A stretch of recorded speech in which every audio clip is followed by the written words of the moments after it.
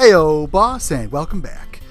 End of August celebrated National Bacon Day, so Chef wanted to share with you a great recipe he thinks you're going to love. These are bacon pinwheels. Very simple, few key ingredients, and a little bit of oven time. Great kickoff for the cool weather that we're starting, and we think you're going to enjoy this. So without further ado, let's go ahead and get cooking. Start off with a nice colorful bowl, Chef picked blue, and add some cream cheese, which has been room temperature, with some chopped onions and a little bit of milk. Next up, with your fork, you're just going to kind of mash this together to like a paste form.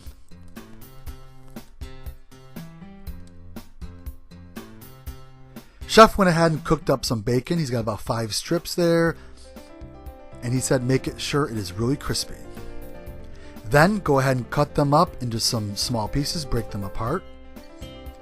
Okay, we have our croissants here. Oh, that's right, Chef. We're not sponsored. You know better.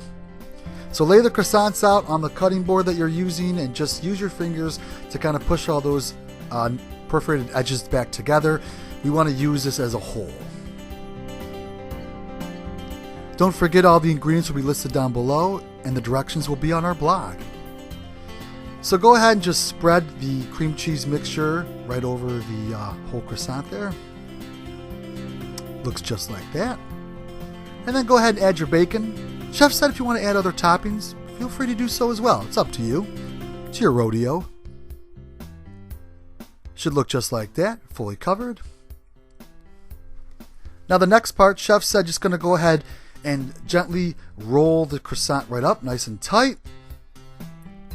That's right, Chef. Show off your ring. All those poor ladies and guys. It is 2019 after all. But Chef said since he's married, he still is accepting applications. Just kidding, Chef. Just teasing you. Once that's all set and rolled up, Chef's now going to go ahead and take out a nice sharp knife and just slice these down, probably about a 1/4 inch or so. And then just really get a baking sheet pan out, put a little bit of non-cooking spray on there, and just kind of fix the cut pieces, make them round, and place them evenly. Okay, a little better, Chef. There you go. Go ahead and preheat your oven to about 475 degrees. Put them in for about 10 to 12 minutes or so, and they'll come out with a nice golden brown color. That's really it.